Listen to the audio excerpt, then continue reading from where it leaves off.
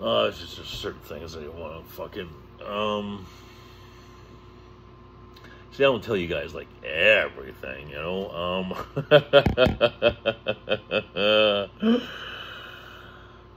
um,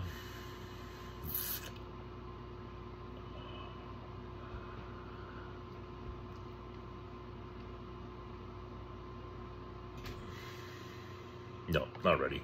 Okay, so, long story short, I tried an experiment to force myself into depression. It's like a double-edged sword, right?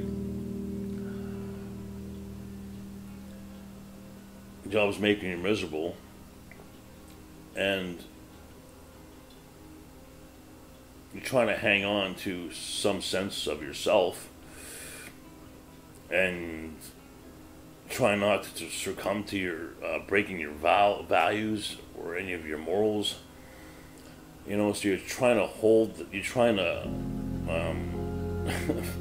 play this game, this very dangerous game with your soul. You know,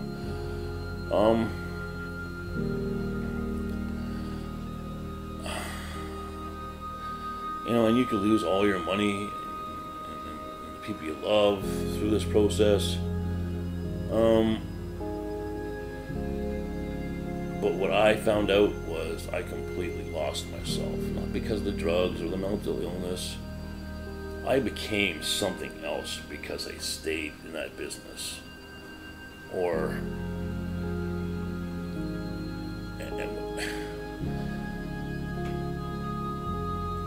And that was the toughest part, right? Because now that you're no longer in that business, you're left with this shell of yourself, like, who the fuck am I? I'm this now? Okay, well, what do I do? Oh, I know exactly what I do, because this is the type of person I am. This is what I'm going to do, right? So you continue the same path, because now you've become this thing. And this thing is miserable and full of hate, and you're going to be drawn to your next job that allows you to be that person. And that's what's happened to me, right? Quote unquote muscle hire. You know,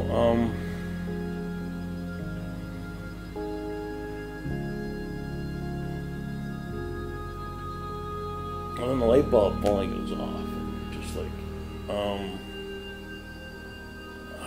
I can't be this person anymore. It wasn't like, oh, I can't handle this mental illness anymore. Oh, I can't handle being a drug addict anymore. Oh, I can't handle being an alcoholic anymore. It was like, who the fuck was I when I was 18? You know, when looking everything back, like, let's see if we can find that guy again. You know, what was that guy at 18 thinking about? You know, what was the dreams of that 18-year-old? What was his aspirations?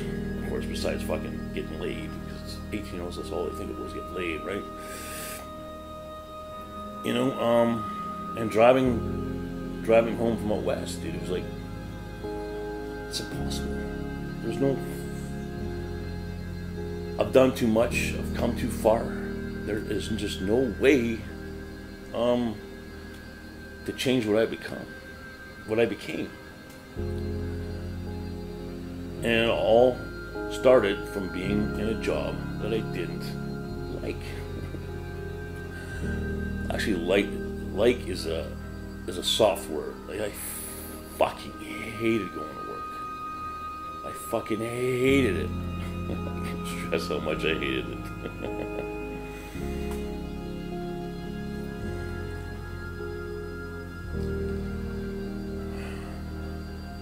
And bodybuilding's always been in my life since a kid. Something always threw me off track. Even when I was Loblaws, you know, in the early days. Well, of course, my first memory of bodybuilding was Joe Weider's Bodybuilding Encyclopedia. It was like a package, you know, you get this book and charts and stuff. It was like in 1983. you know, and I always went back to it, and like I said, could never stick with it, right? Like even when I got really sick when I was off, it was probably 2013, just a couple years before I would let go. I figured it out. I had figured it out. But given that situation at that time, I just couldn't pursue it. A lot of reasons. But that stuck with me. It stuck with me.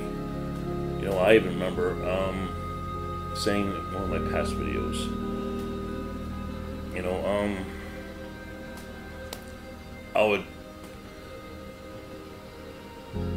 was actually trying to think, when was I, since, you know, like, it couldn't have been all bad since I started with Costco in '96.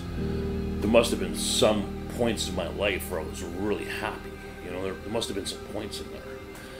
And a lot of those, the two of those times was when I was actually into bodybuilding, really into bodybuilding. You know, 1998,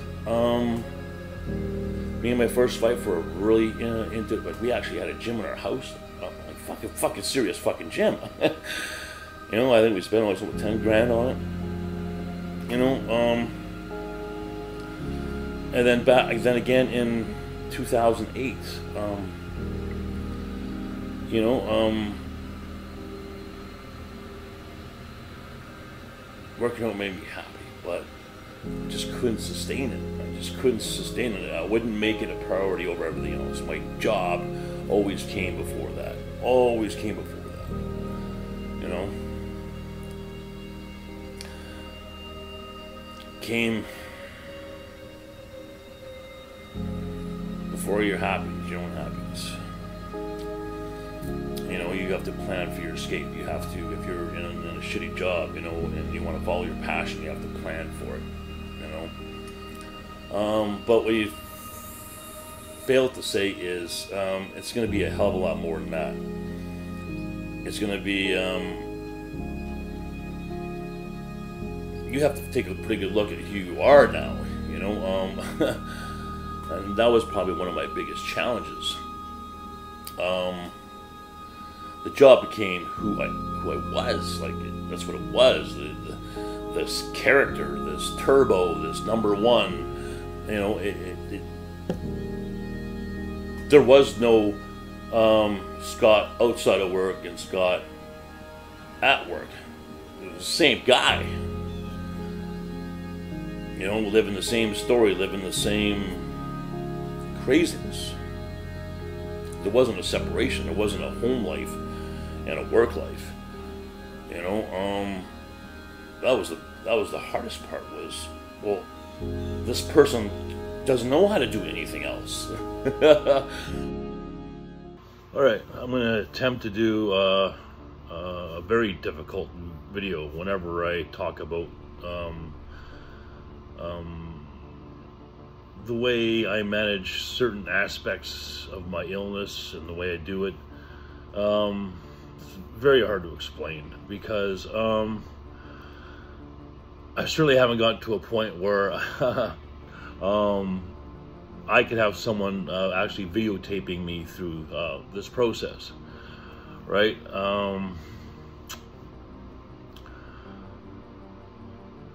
So the best I can do is kind of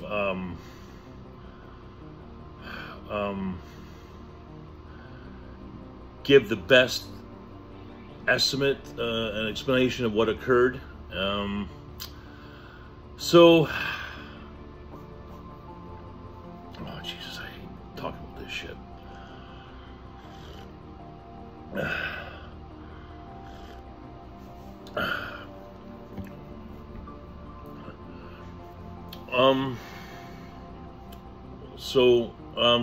To bring you up to speed, in case you haven't followed my story or watched any of my videos before, I started a new full-time job.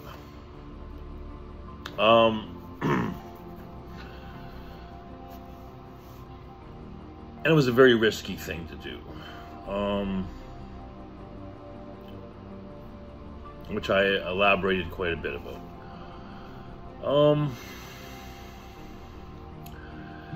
The thing is I'm like 50, right? I don't quite have the stamina, the patience, I have the will. Don't get me wrong, I have the will, but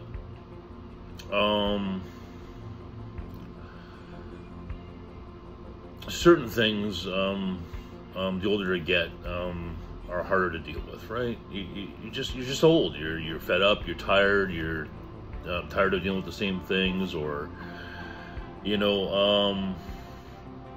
I wouldn't characterize it as giving up, but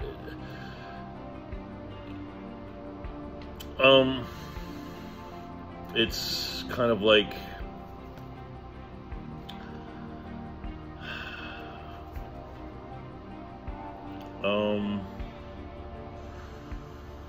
you can't quite pace yourself as long as you used to.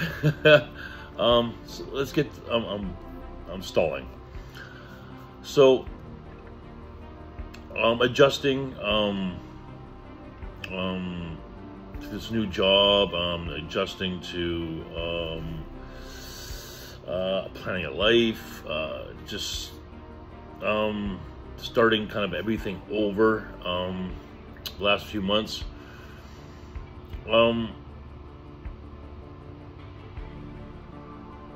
The way I do things, yes, sure, it propels me forward slowly, but it's taxing. It's very taxing on me, physically, not so much mentally. Mentally, I've never been stronger. It's just taxing on the body. It's just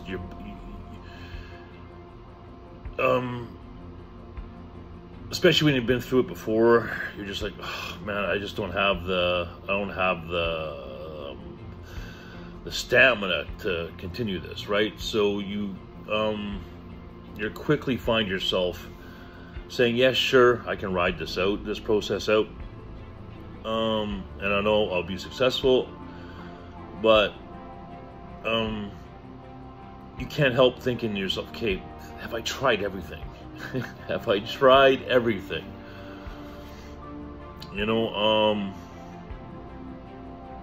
And that's what I was kind of thinking during my last bridge. I'm thinking, fuck, there's got to be another way I can do this.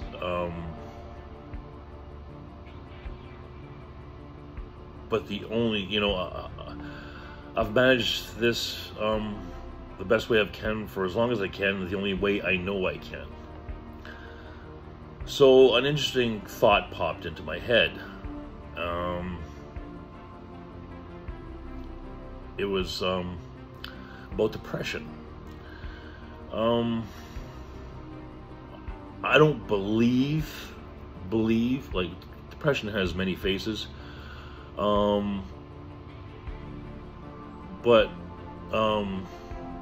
depression in the stereotypical sense, where it's just you run down, you don't want to get out of bed, you don't care about nothing, physically, mentally, of course, you go to a darker place. But when it comes to depression, I was thinking more of from a physical standpoint, right? Kind of like if I took like a Zoloft or something like that, like just that state of numbness and no emotion, right? And you don't want to do fucking anything. You're unproductive.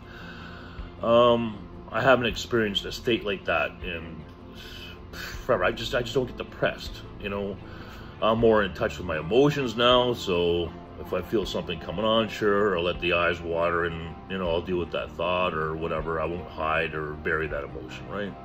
So I don't really classify that as being depressed because it's very short. It gets out, done, and then I'm back to my elevated state, if you want to call it. So I started thinking about depression.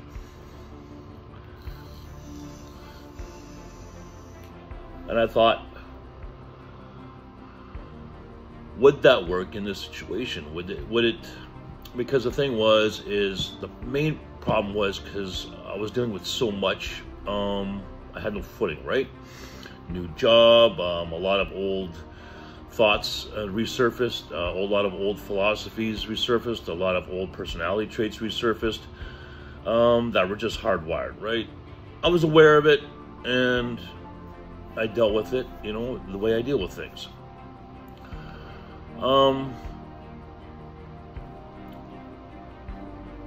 So I thought to myself, okay, is it possible?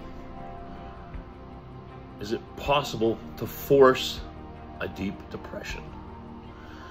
Is there some way that I could force myself into that kind of state of mind? Is there a way of doing that without taking a downer, right? Because a downer affects you physically and mentally and emotionally, right?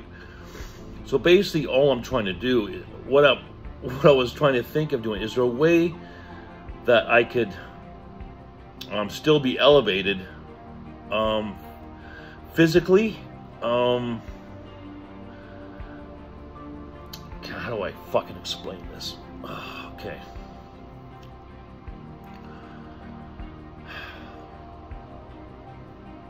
This stuff is so hard to explain.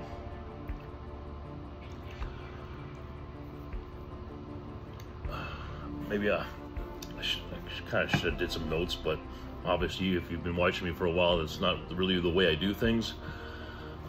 Just give me a sec.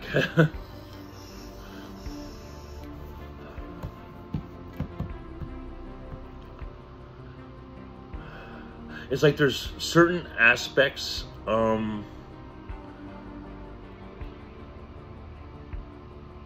like after a bridge, you know, I come out of manic, you know, and I'm pretty good. But with the working and everything, my states would elevate quickly, right? They would like real fast.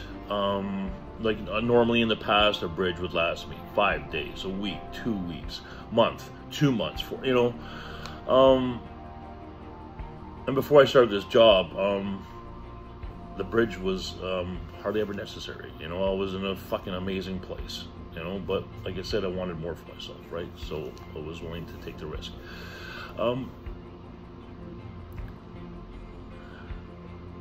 But there was certain aspects of this transition that I wanted to see if I could. It's almost like the best way I could describe it is I wanted certain parts of depression, not all of it, if that makes any sense, right? So it'd be almost like you're physically depressed, but not mentally depressed. Yes, thank you. That's what I was looking for. Say you're physically depressed, but you're not mentally depressed. You're mentally calm, but not depressed. I needed. I think that's what I'm trying to explain. Okay. So these were my thoughts during the bridge and that and all that. Is there some way I can kind of get that? It's like I want to be able to go into my job, and I want to be able to view my life and my situation without oh fuck, this is so hard to explain.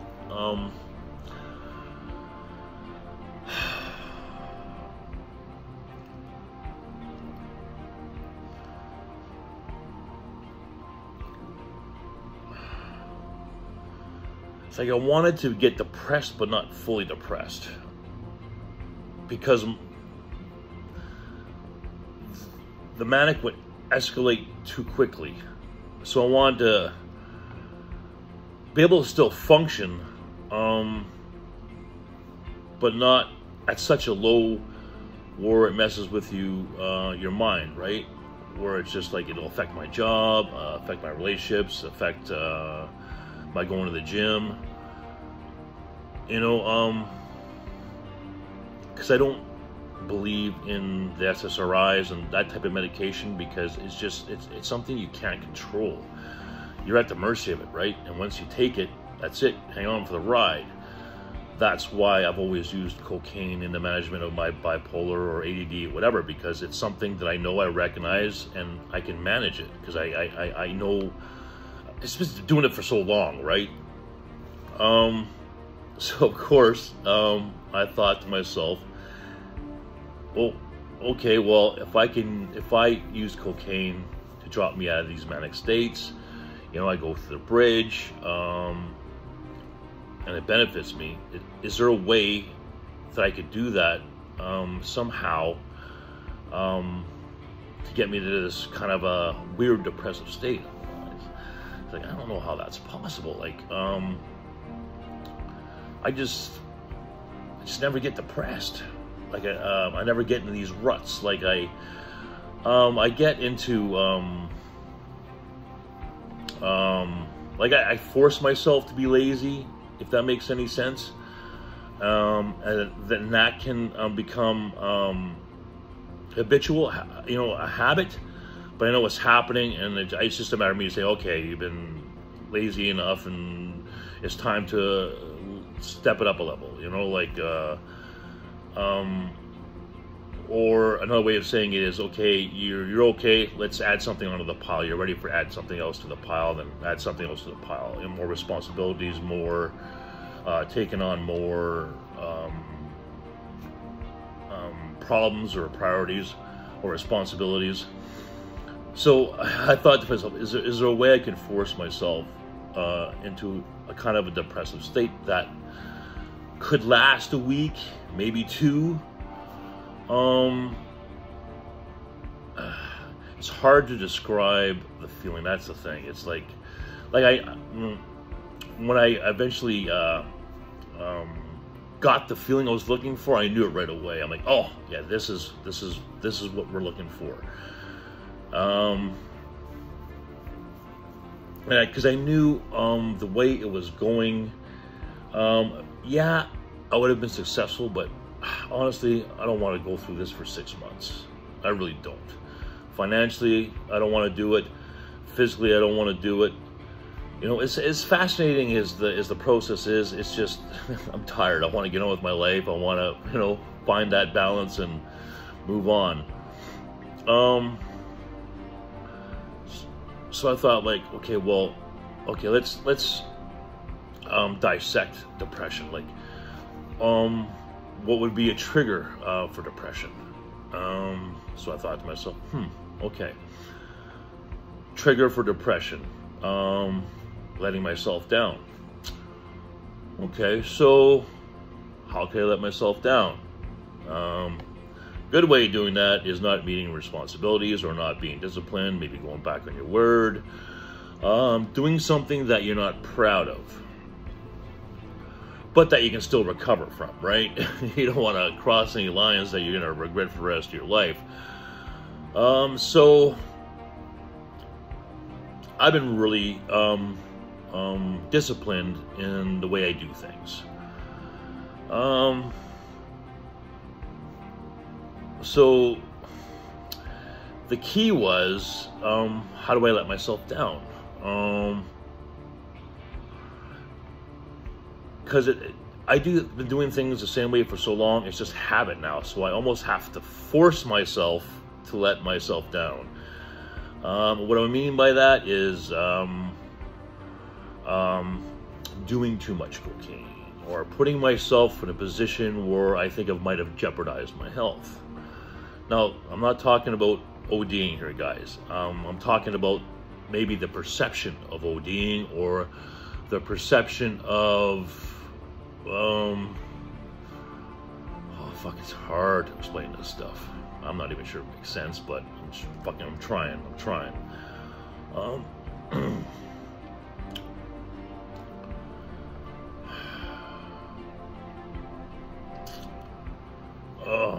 fuck. So,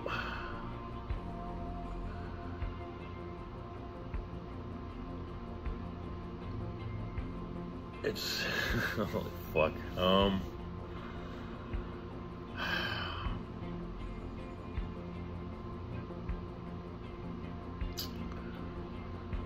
It's just certain things I don't want to fucking see, I don't tell you guys like everything, you know.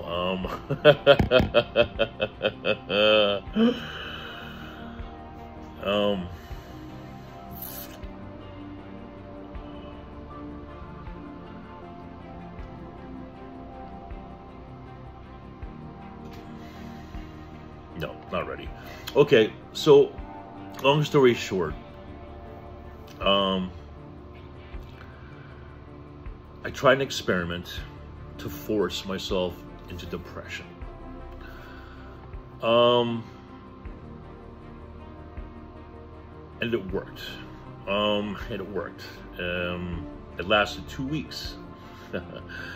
For that 2 weeks, I had no problem going to work. I didn't have a lot of energy, but I didn't have any racing thoughts on my job. I didn't have any racing thoughts about my job. I was able to concentrate on my job. There were long days because I wasn't motivated. I didn't want to go to fucking work. It was just like, oh, work. Worst feeling in the world, right?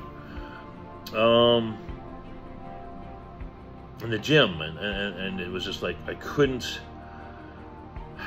I was like, this was a constant feeling of fatigue, you know, which is a pretty good sign of depression. So I had this, like I'd get home and I was just like so fatigued. All I did was sleep, like the classic signs, you know, and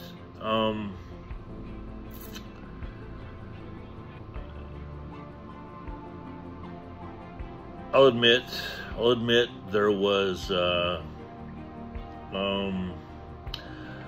don't know if suicidal thoughts would be a fair statement, but it was definitely like,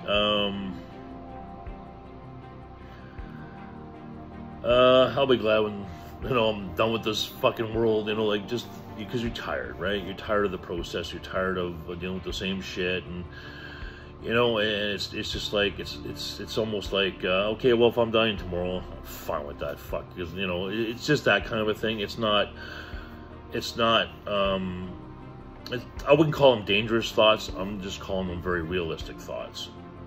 So it lasted for about 2 weeks.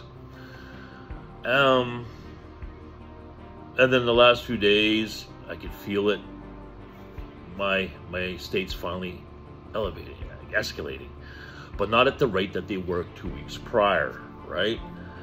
So I'm thinking, hey, wait a minute, okay, all right, this is starting to feel normal again, normal. Escalating up slowly, back to the gym, it's still escalating slower, not as fast as before. Small problems don't feel like big problems anymore. You know, and so it's just like you catch yourself in this whirlwind of this process of elevated states and that whole process. And when you've done it enough times, you recognize, like, oh, you know, you recognize the positives and you recognize the negatives.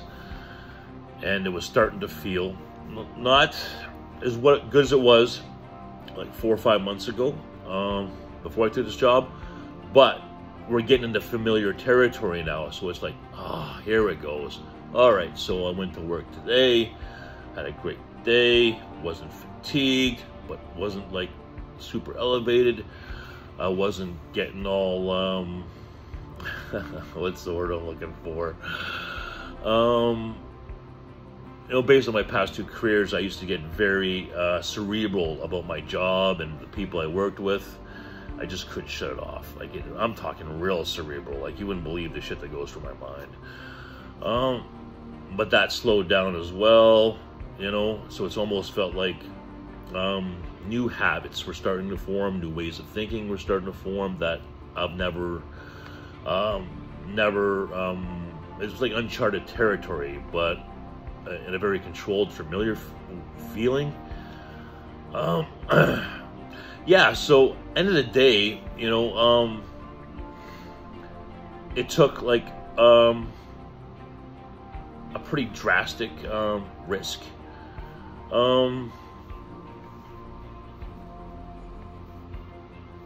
Not a fear of being, although I did think of this, that, you know, if I wasn't careful, I would fucking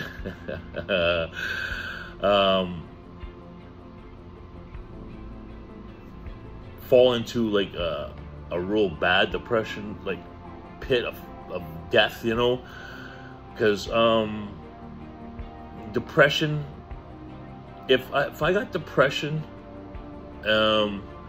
as severe as my manic states, I probably would be in big trouble.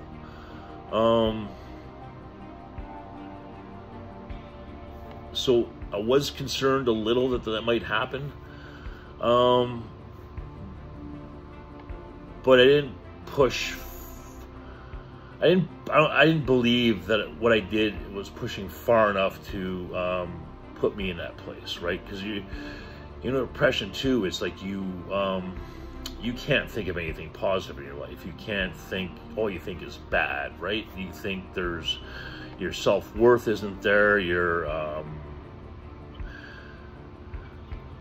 I would have to fuck up so bad. That would be impossible to get out. And of course I didn't do that, but you know, I did take a pretty big chance with my health. And that's what triggered it, because when I went through this process, you know, at the end of it, I'm like, holy fuck, Scotty, you cannot do this again. This was Russian roulette. Don't ever do this again, you know. But from that experience came a way out, out of this. I don't even know how to describe the process of going back to work full time, because there's just so many moving parts to me going back to work full time. There's just so much stuff. It's not just going to work full time. There's just so many layers to going back, you know. And there just wasn't the time to prioritize and deal with one thing after another. I just don't have the fucking time. If I was 30 or 40, like, you know, I was like, okay, fuck it, let's ride this process out for a year. But you know, I don't have that kind of time, you know. So it was worth the risk.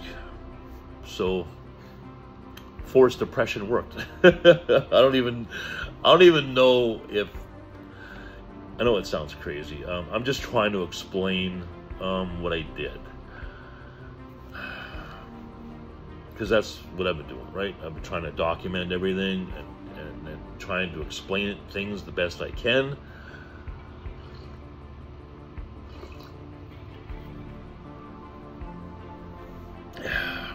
Yeah, it was rough 2 weeks, but it was the other end of the spectrum, right? It wasn't this manic fucking racing thought, psychosis, avoiding spectrum that I was keeping myself out of. It was the complete opposite, right? I was like, holy fuck, I'm so unmotivated, you know, and it was very different. And I assure you, I didn't take any downers, any SSRIs. It was just all through cocaine. So cocaine, and of course self-awareness. You know, it doesn't work without self-awareness and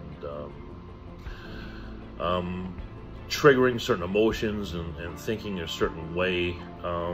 It's just not popping a drug or shooting a drug or whatever. It's a process, you know. Like anything else, you have to put a lot of thought into it and be self-aware. So I just wanted to kind of mention that. It's something that I will never attempt again. I hope I never ever have to do any of this again. It was really risky. I've taken some risks in my time. This last 2 or 3 months, it's definitely up there. It's definitely up there. As far as calculated risks, I would say it's not.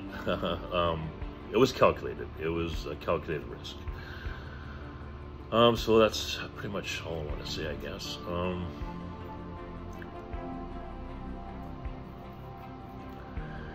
It's very, you know, I'm watching this new show on Netflix called The Lincoln Lawyer, and I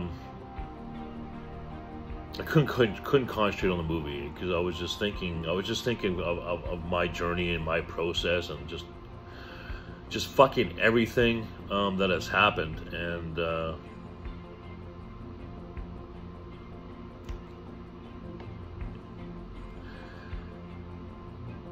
it's just amazing. It never ceases to amaze me what we can endure and overcome, but at the same time it's sad because there's a lot of people that are not successful doing this on their own. Like I had a driver working with me yesterday. It's very rare we have 2 drivers working the same truck, but we did yesterday. We were going down King Edward and we passed Shepherd's of Good Hope, and there was something that happened there. Police had it all taped off. And the guy I was working with, he says, I don't understand how someone could let themselves get into that situation, you know, the homeless and all that. And, you know, and normally I would have just went on a big fucking rant, right? Oh, I told him, I says, you know, like, you'd be surprised how easy it is to find yourself in that situation. Life can happen to anybody, and at any time. I know there's certain things that some people just can't recover from. And then once you're into it, like I was telling him, I says, you live long enough as a homeless person, that's what you end up knowing. You don't know anything else. You don't remember your other life or how it was or how you lived it or even how to live it. You know, I didn't get into it with him what I'm going through, but that's kind of like what I just had to do in the last couple months, right? Had to force myself into making another change, right? Another environment change, another, you know,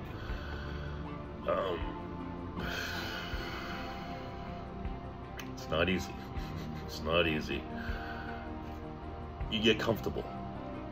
And what you get comfortable with becomes all you know, and becomes all you know. Yeah. Anyways, cleared my head with this video. I want to go back and watch my show. So I'll see you guys again. Take care of yourself, take care of each other. God bless you all. Mental wounds not healing, life's a bitter shame. I'm going off the rails on a crazy train.